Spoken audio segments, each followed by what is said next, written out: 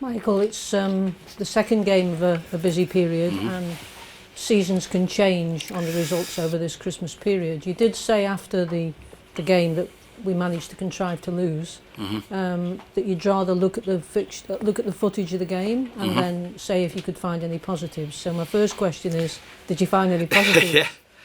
Yeah, well, obviously review the game back. I think to go away from home and have that level of control in the game that we had, particularly for the first half, as a positive. The other side of that is we have to be more ruthless when we have that level of control. We have to create better opportunities than we did, and make it more difficult for the opposition than we did.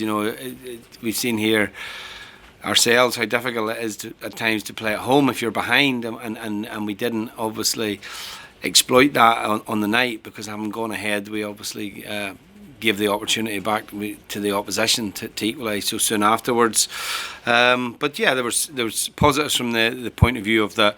I felt to have that level of control was good, but equally, as I say, the other side of that was just that we have to show a more ruthless side when we have that level of possession. And it's something we've talked about. I think we had a similar possible situation in Cardiff where it was a similar kind of performance in some aspects, but as I say, we make sure going forward we have to learn from that.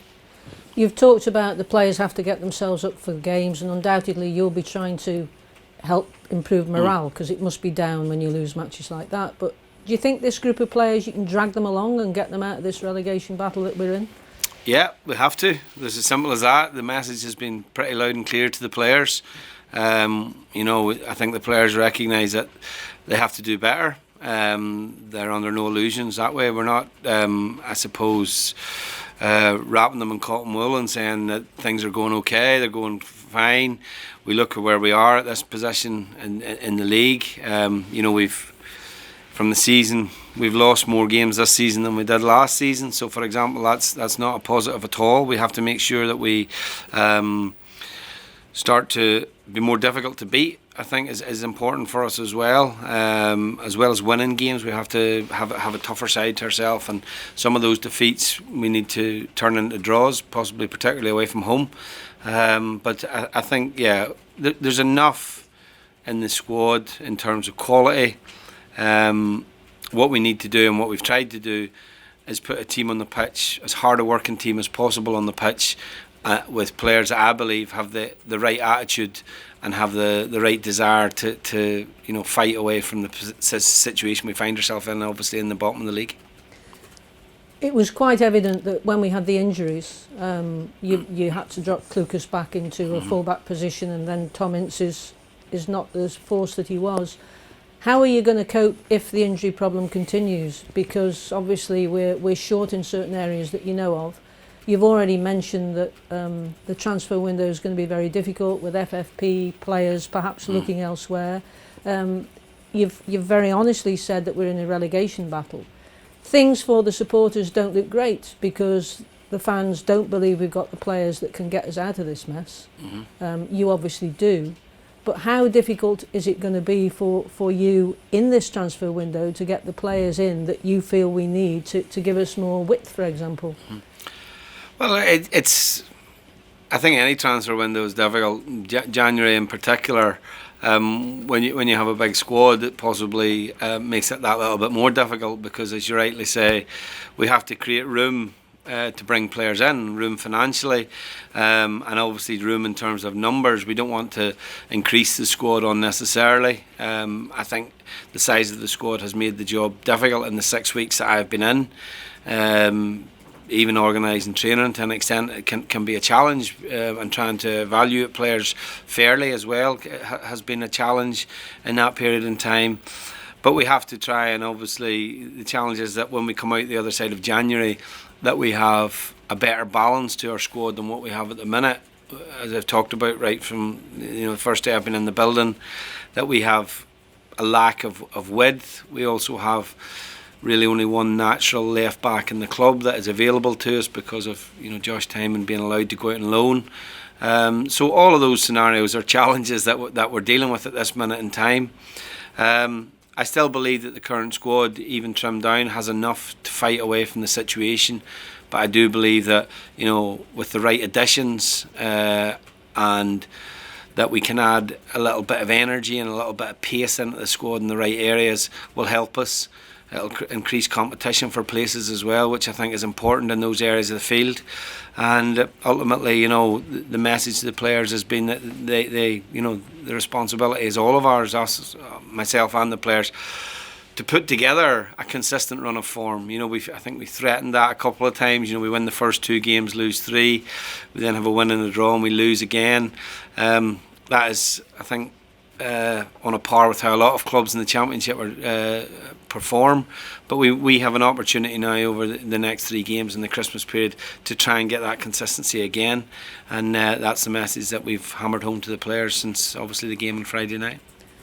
There's no real way you can dress up my next question to try and make it palatable. But when you came into the club, were you told the full extent of the problems in terms of, in the club's opinion, if it was too many players, problems with FFP, perhaps financial restrictions? Did they lay everything out to you when you arrived? Yeah, I didn't come on. When I took this job, I wasn't a manager that was out of work, or a manager. I had 4 years left on my contract, so I wasn't in a situation where I needed to take the job.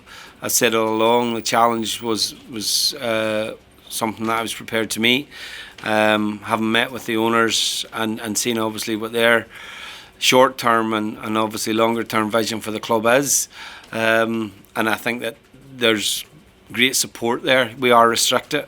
There's no doubt about that. The rules will restrict us, but what I do know is that the club will support me in every way they can to try and move forward and improve the squad. And as I say, hopefully we will start to see things happen in the January window. Realistically, will they happen before the cup game against Brentford? I think that's probably unlikely. And so, the players who have been here in the first part of the season, or who have come here at the start of the season, possibly haven't had the best start to their Stoke careers. There's a responsibility on them to try and force and turn how the opening half of the season has been for them personally as well. I do think we have a lot of good players in the building, possibly players that aren't maybe at the best point in their careers at this minute in time or in their season, but that's what I've spoke to the players today about.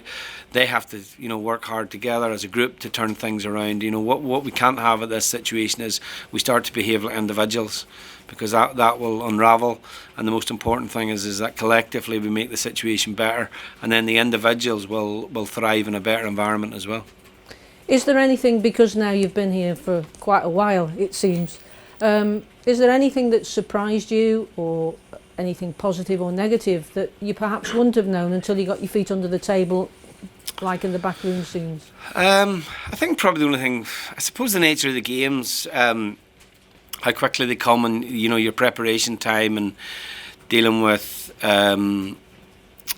preparing the team very quickly, turning it around every 3 days, which is something I'm used to doing at international level. But there's probably more of a consistency in terms of your players, or I knew my players better. Obviously, I had 8 years with Northern Ireland, so I knew my players inside out. Here I've had 6 weeks, and I've I'm still getting to know some of the players. That's possibly been the biggest challenge that I've found. But no, I don't think there's anything that has really. I think the biggest thing that's possibly is the margin in the games. You can play for just a short period in the game, can be enough to win the game. In the Championship, there's very little between a lot of the teams, as obviously a lot of has been spoken about that. The teams that get consistency quite quickly in their season are obviously at the top of the league, and then you see a lot of similarities between a lot of the other clubs.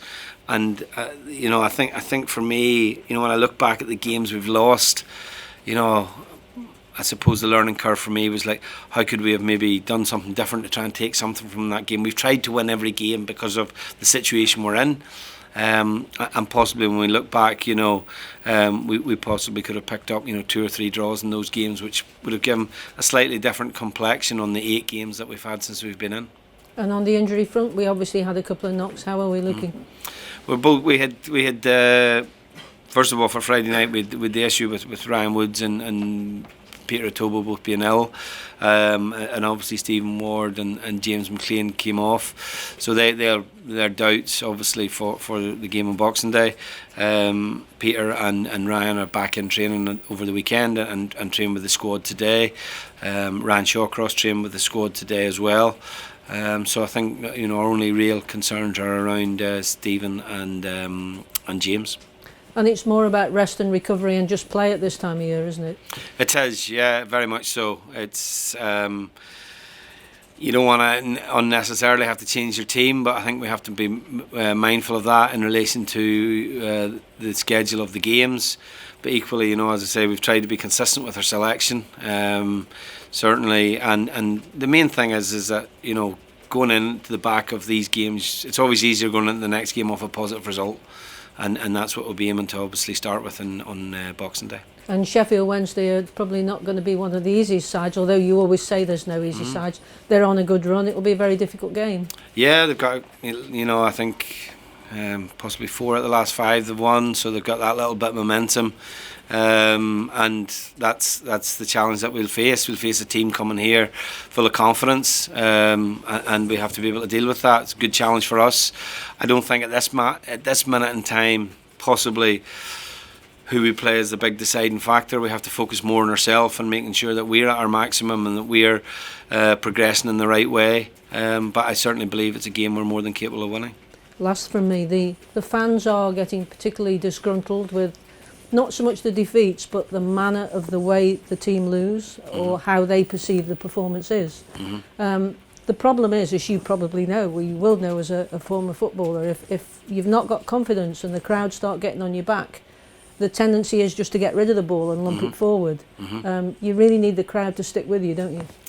Yeah, we do, and I understand the crowd's frustrations. I look back at what has happened here, and it's not just happened this season, it's happened over obviously a period of time since the club came out of the Premier League, and we have quite a low win percentage in that period of time, and so I understand where the frustration of the fans. They've not come here and seen the team win an awful lot.